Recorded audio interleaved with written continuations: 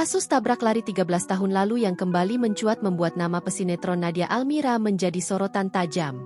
Setelah dituding lari dari tanggung jawab oleh keluarga korban, Adnan, Nadia Almira akhirnya memberikan klarifikasi melalui DM Instagram dengan seseorang. Melalui serangkaian pesan langsung, DM, Instagram yang diungkap oleh Hani sebagai adik korban, Nadia Almira memberikan pembelaan diri.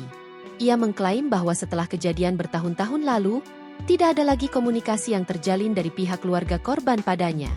Bahkan, Nadia Almira mengaku mendapat kabar bahwa kondisi korban telah membaik. Setelah kejadian itu gak ada dari keluarga Adnan yang hubungi kami lagi. Kabar terakhir yang saya dapat Adnan sudah bisa kerja mbak. Ujar Nadia Almira lewat DM Instagram pada seseorang yang diunggah di Instagram Story Hani pada Minggu, 21 September 2025.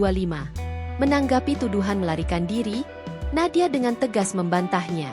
Ia menyatakan bahwa dirinya sangat mudah untuk ditemukan dan tidak pernah mengganti kontak pribadinya maupun keluarganya.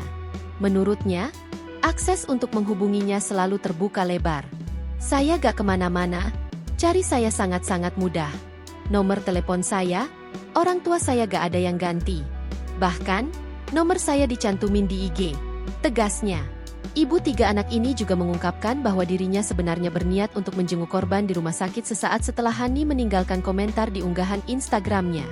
Namun, niat tersebut urung dilakukan karena pihak keluarga korban keburu menyebarkan kasus ini ke publik dengan narasi yang dianggap tidak valid. Tapi, tiba-tiba gak lama bikin status dan banyak yang gak valid juga di situ. Akhirnya sekarang malah jadi fitnah. Lanjutnya merasa tudingan yang beredar telah merugikan namanya. Tak berhenti di situ, Nadia juga menyinggung adanya sebuah surat perjanjian yang seolah-olah mengisyaratkan bahwa kasus ini sudah selesai dan tidak seharusnya diungkit lagi. Karena itu, ia mempertanyakan mengapa keluarga korban masih terus menuntutnya. Reaksi ini sontak memicu kekecewaan mendalam dari pihak keluarga korban.